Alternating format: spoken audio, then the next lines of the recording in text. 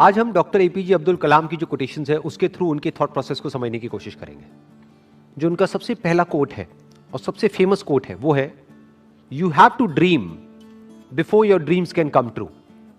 There are two ways of living life. एक option तो ये है कि जैसी हमारी रियलिटी है वो हमारे फ्यूचर को डिफाइन करे। फॉर एग्जाम्पल, आज आपकी करंट रियलिटी ये है, इस लेवल पे है, आपके पेरेंट्स ने यहां तक अचीव किया है, तो अगर उसके बेस पे आपका फ्यूचर डिसाइड होगा तो मैक्सिमम वहां से आप यहां तक सोच सकते हो। आपके पेरेंट्स भी यहां से यहां तक सोच सकते हैं, उससे ऊपर नहीं सोच सकते। बट अगर हम चाहते हैं कि हमारा जो फ्यूचर है वो प्रेजेंट से और पास्ट से बिल्कुल अलग हो, तो उसके लिए ड्रीम्स की जरूरत है, उसके लिए इमेजिनेशन की जरूरत है कि वो इमेजिनेशन आपको भगाए, ना कि आपकी जरूरतें या आपकी मजबूरियां आपको भगाएं। और इमेजिनेशन की खास बात क्या है, आपके हाथ में पूरा कंट्रोल है कि आप कहां तक सोच सकते हो, आप कहां तक इमेजिन कर सकते हो। उसका आपकी रियलिटी से कोई कनेक्शन नहीं है। हो सकता है आप एक ऐसे बैकग्राउंड से हो जहां से कि वो इमेजिनेशन दूर दूर तक मैच नहीं हो रही है। और उसका सबसे बड़ा एग्जाम्पल कौन है? Doctor APJ Abdul Kalam. पहले तो एक इतने छोटे से गांव से निकल करके एक इतना बड़ा साइंटिस्ट बनना, और उसके बाद में भी इस कंट्री के प्रेसिडेंट बनना। लाखों करोड़ों स्टूडेंट्स के लिए वो एक आइडल हैं आज भी। अगर जिस बैकग्राउंड से वो आए, जो उनकी रियलिटी थी, अगर उसके बेस पे उनका फ्यूचर डिसाइड होता तो कभी भी वो इसका 1% भी अचीव नहीं कर पाते जो उन्होंने अचीव किया। लेकिन जो भी कुछ उन्होंने अचीव किया वो किया अपनी ड्रीम्स के बेस पर। और अगर ध्यान से उनकी लाइफ को ऑब्जर्व करोगे तो कभी भी उनका सपना ये नहीं रहा कि मुझे ये पाना है, मुझे वो पाना है, मुझे वो पाना है, मुझे वो पाना है, क्योंकि ये सपना तो आपको भिखारी बना देता है। उनका सपना हमेशा से ये रहा है कि मुझे ये करना है, मुझे ये करना है, मुझे ये करना है, मुझे ये करना है, अब ये कर लिया, अब ये करना है, अब ये कर लिया, अब मुझे ये करना है, अब ऐसे कॉन्ट्रीब्यूट करना है, अब ऐसे शेयर करना है। इनफैक्ट एक आदमी की असली पहचान इससे नहीं होती कि उसको कितना मिला है, क्योंकि अगर इसी से होती तो सबसे ज्यादा लाइफ में किसको मिलता है? एक भिखारी को। पूरी जिंदगी सिर्फ मिलता ही मिलता है।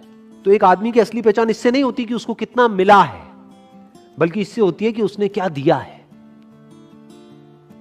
तो अगर उनकी लाइफ को आप ध्यान से ऑब्जर्व करोगे तो आप एक ही चीज नोट करोगे कि उन्होंने सिर्फ दिया ही दिया है। बड़ी सिंपल लाइफ जी है उनकी लाइफ को अगर आप ऑब्जर्व करोगे, बहुत ही simple life, down to earth life. और लाइफ का सिर्फ एक ही मिशन रहा है कि किस तरीके से मैं कंट्रीब्यूट कर सकता हूं, किस तरह से जो आने वाली जनरेशन है उसको इंस्पायर किया जा सकता है, किस तरह से बच्चों के अंदर जो एक स्पार्क है जो हर बच्चे में होता है उस स्पार्क को इग्नाइट किया जा सकता है। यही उनकी पूरी लाइफ का मिशन रहा है। ऐसी लाइफ कैसे पॉसिबल हो पाई? On the basis of dreams, on the basis of imagining the future as he wanted. In fact जानवरों में और इंसानों में सबसे बड़ा फर्क यही है। जानवरों को उनकी जरूरतें भगाती है, उनकी मजबूरियां भगाती है, उनकी भूख भगाती है। बट इंसान होने का असली मतलब यह है कि आपको आपकी जरूरतें ना भगाएं, बल्कि आपकी सोच भगाए, बल्कि आपकी ड्रीम्स भगाए, बल्कि आपकी इमेजिनेशन भगाए। आप फ्यूचर को खुद इमेजिन करो, जैसा फ्यूचर आप चाहते हो अपने लिए, और फिर उस फ्यूचर को क्रिएट करो। That is the power of being human. इसीलिए कहा जा रहा है you have to dream before your dreams can come true. तो मैंने अपने अलग अलग सेशंस में कई बार ये बात बोली है, लेकिन ये बात इतनी इंपॉर्टेंट है कि एक बार और बोलनी बनती है यहां पर। 90% से ज्यादा लोग लाइफ में इसलिए फेल नहीं होते हैं कि वो कुछ बहुत बड़ा सोचते हैं और उसको अचीव नहीं कर पाते हैं। वो इसलिए फेल होते हैं क्योंकि वो बहुत ही छोटा सोचते हैं और उसको अचीव कर लेते हैं, यानी कि उनकी ड्रीम्स होती ही नहीं है। लोग इसलिए नहीं फेल होते हैं कि उनकी बहुत बड़ी ड्रीम्स थी और वो पूरी नहीं हुई। लोग इसलिए फेल होते हैं क्योंकि एक्चुअल में उनकी कोई ड्रीम्स थी ही नहीं। Next quote is, man needs his difficulties because they are necessary to enjoy success. इस कोटेशन की जो डेप्थ है वो वही समझ सकता है जिसने एक्चुअल में बहुत बड़ी सक्सेस लाइफ में अचीव करी हो और जिसने बहुत बड़े बड़े फेलियर्स भी देखे हो। बिल्कुल इसी तरीके से यहां पर क्या कहा जा रहा है कि पानी की इंपॉर्टेंस सिर्फ वो आदमी समझ सकता है जो कभी प्यास से तड़पा हो। खाने की इंपॉर्टेंस वो आदमी समझ सकता है जिसने भूख देखी हो, जिसको बचपन से ही 56 भोग मिला है, जितनी उसकी भूख थी उससे बहुत ज्यादा मिला है। क्या उसके लिए खाने की कोई वैल्यू है? बट जो आदमी 2 दिन से भूखा है उसको आप कुछ रूखा सूखा भी दोगे तो उसकी क्या वैल्यू है उसके लिए, वो सिर्फ वही आदमी जानता है।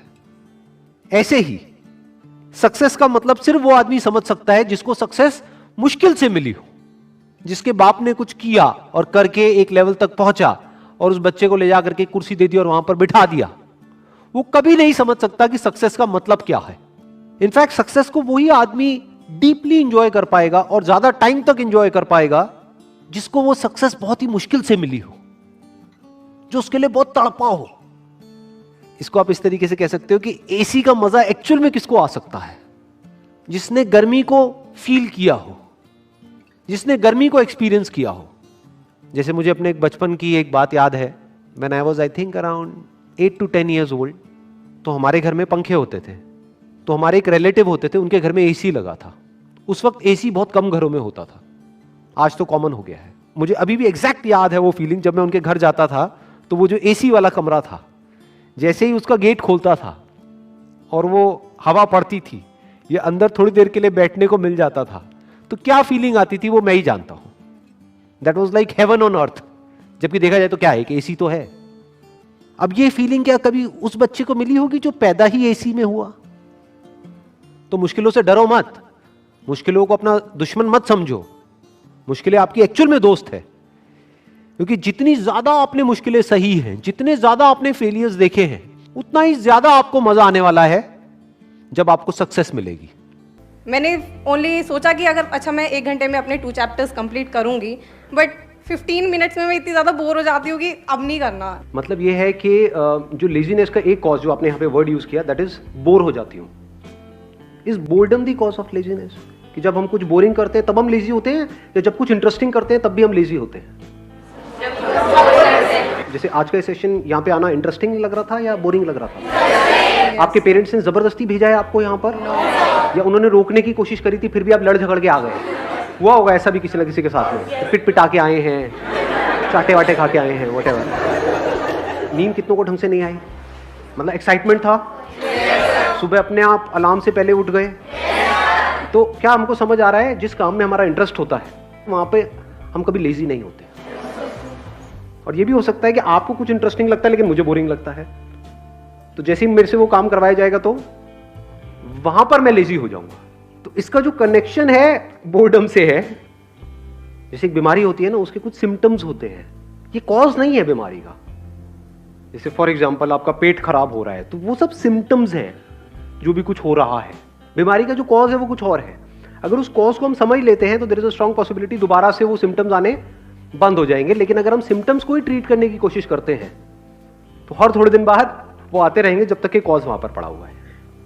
तो आपको देखना है कि आप कॉज को ठीक कर रहे हैं लेजीनेस के, या सिम्टम्स पे काम कर रहे हैं। वो पता कैसे लगेगा? जैसे ही एक्सटर्नली कोई मोटिवेशन आता है, यानी मेरी वीडियो देखी या कोई एनर्जेटिक सा गाना सुना, कर हर मैदान फतेह और ये वो, आपने कहा अब तो फतेह करके ही रहूंगा। भैया यही तो गाना चाहिए था, मिल गया। हाँ, और सुना गाना या मेरा कोई सेशन देखा, एकदम से एक्साइटेड हो गए, एकदम से चार्ज अप हो गए, लेकिन उसकी थोड़ी देर बाद बैक टू नॉर्मल। तो इसका मतलब क्या है? आप सिर्फ सिम्टम्स पे काम कर रहे हो, और अगर बार बार ये काम करते भी रहो तो इससे कुछ होने वाला नहीं। ये टेम्परेरी सॉल्यूशन है। देखोगे थोड़ी देर के लिए चार्ज अप हो जाओगे, फिर वापस से back to normal, back to normal, back to normal. दूसरा क्या है? परमानेंट। अगर आप इसके कॉज को अगर आपने पकड़ लिया है तो, कि एक्सटर्नली चाहे आपको कोई आकर के बोल रहा है कि मत करो मत करो, लेकिन आपके अंदर से आ रहा है कि नहीं, I am on the right path. ये बोले, वो बोले, वो बोले, कोई भी मुझे बोले, चाहे पॉजिटिव चाहे नेगेटिव, उससे फर्क क्या पड़ता है? मुझे करना है तो करना है। अब आपके ऊपर लेजीनेस हावी नहीं हो सकती। तो अगर ऐसा हो जाए तो काम हो गया। प्रॉब्लम क्या है? बेसिक जो ह्यूमन साइकी है, वो प्रॉब्लम ये है कि हमें कुछ करना ना पड़े, बस बैठे बैठे हमारे सारे काम हो जाए। कि सर ये जो आप बता रहे हो, विजन, ये वो, ड्रीम को, इसके लिए बहुत कुछ करना पड़ेगा, कोई ऐसा रास्ता बताओ जो शॉर्टकट हो। तो इसके लिए ये जो बातें मैं कर रहा हूँ, इसको समझने के लिए आपके अंदर सेल्फ रिस्पेक्ट होनी चाहिए। जिनके अंदर सेल्फ रिस्पेक्ट होती है वो कभी भी आलसी नहीं मिलेंगे आपको। सेल्फ रिस्पेक्ट का मतलब क्या? कि मैं 18 साल से ऊपर हो गया हूं। आप में से कितने जो 18 साल से ऊपर हैं? हाँ, सारे हैं। तो दैट मीन्स कि अगर आपके अंदर सेल्फ रिस्पेक्ट है तो अगर है तो क्या आना चाहिए अंदर से? कि मुझे बैठे बैठे नहीं खाना है अपने माँ बाप का, फ्री में मुझे कुछ भी नहीं चाहिए, 1 रुपए भी नहीं चाहिए किसी से भी, चाहे वो मेरे माँ बाप हो चाहे कोई भी हो, अपने बेस पे कुछ करना है। ये सेल्फ रिस्पेक्ट हमारे अंदर होनी चाहिए। ऐसी बहुत कम लोगों में मिलती है। कहीं पे भी कोई ऑफर निकाल दो जहाँ पे ये बोल दो कि हाँ ये लकी ड्रॉ है, और लाखों लोग इकट्ठे हो जाते हैं कनाडा, सब भिखमंगे भरे पड़े हैं। ये कैसी सोच है?